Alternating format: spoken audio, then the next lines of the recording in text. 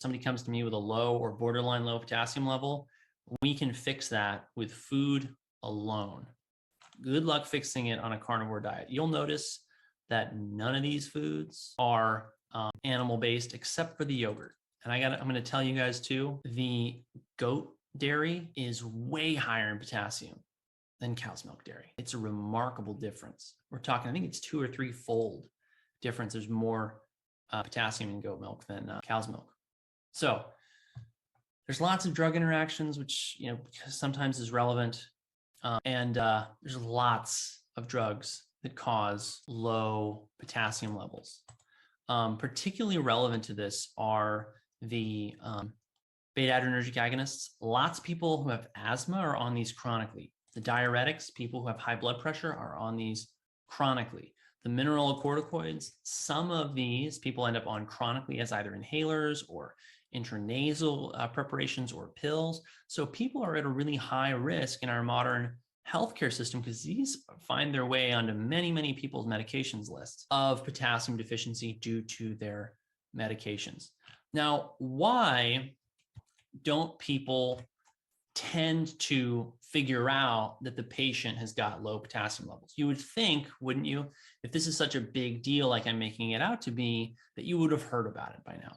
But this is the sneaky thing about potassium. So potassium, first of all, what's your total body potassium and how big of a deal is this? So this is a really interesting paper from way back before I was born on total body potassium levels in people as they age. And you will see that as they age, their total body potassium levels just drop.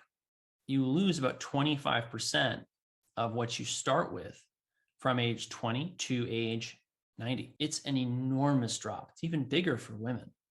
You lose concentration of potassium relative to your height. Now, you do technically shrink as you get older, after a certain point anyway.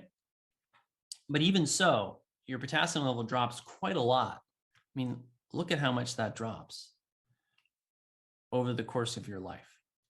And it's also dropping in relative or adjusted to your weight. So your total body potassium declines as you age. This implies, although I must say it does not prove, that lower potassium levels in the body are synonymous with aging.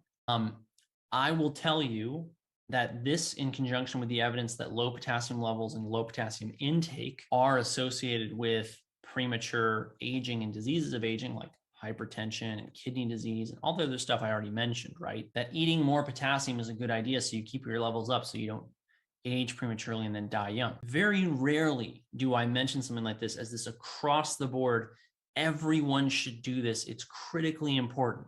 But potassium, because of its participation in the hydrogen bonding network of water and the generation of energy within the cell, is truly one of the fundamental minerals of life and must not be dismissed for its therapeutic importance.